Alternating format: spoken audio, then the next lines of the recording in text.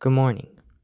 Today we're going to be discussing about Gabriel's rebellion and whom it consisted and what it consisted and its influence and inspiration across the states and the consequences it would have for the slaves. Gabriel's rebellion happened in the 1800s, and it was organized by an enslaved man named Gabriel. His last name was Prosser because he was an enslaved man owned by Thomas Prosser of Brookfield Plantation in Virginia. Gabriel's plan was very well organized, and word spread very quickly through several cities throughout Virginia. It was said to be one of the most far-reaching uprisings the South has ever seen. Consequently, word spread too far, and those who were not supposed to hear about the plan, like slave owners and other people who were opposed to the freedom of previously enslaved African Americans, they heard of the plan, and this led to, consequences.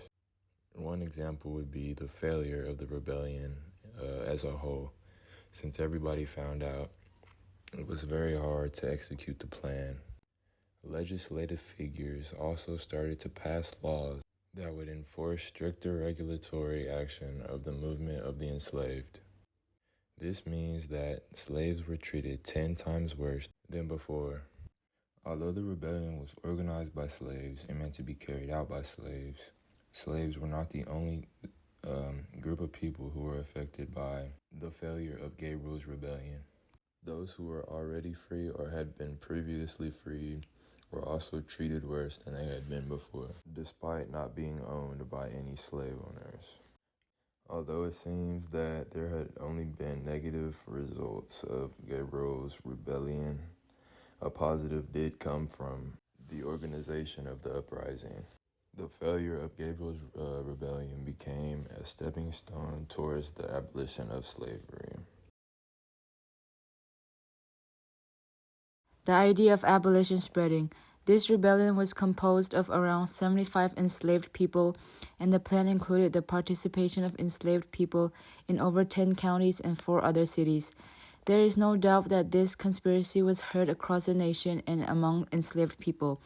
The South consisted of a huge population of slaves, and a rebellion this large would inspire many of them about the idea of the abolition of slavery.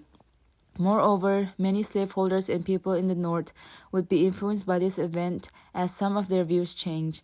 This rebellion reached many people in the nation as it would cause slaves to be angered by the execution of Gabriel and his brothers, and politicians, Southerners, would impose harsher regulations onto slaves in an attempt to prevent another uprising.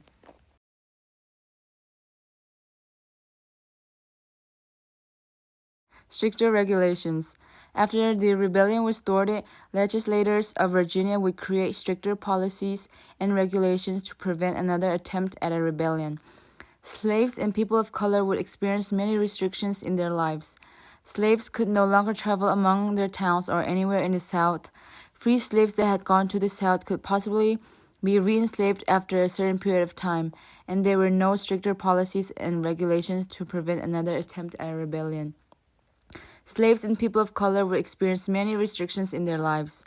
Slaves could no longer travel among their towns or anywhere in the South. Free slaves that had gone to the South could possibly be re-enslaved after a certain period of time, and they were no longer able to navigate or pilot boats.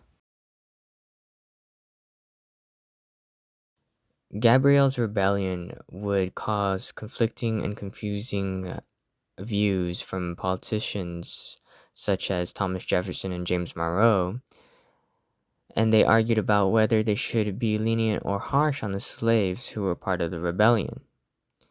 They considered how the public would view it, as some would argue to be harsh and others would argue the opposite, such as Northerners would more than likely argue to be compassionate and lenient, while Southern slave owners would argue to be harsh to prevent another uprising.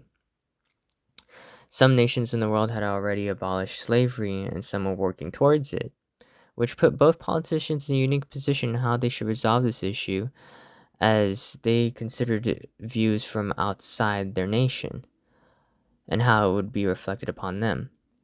The fact that the U.S. politicians were conflicted on the issue goes to show how close the idea of abolishing slavery in the U.S. is. However, the way that the Virginian Assembly reacted would push the abolition of slavery further, as they enforced stricter regulations onto slaves and their livelihoods.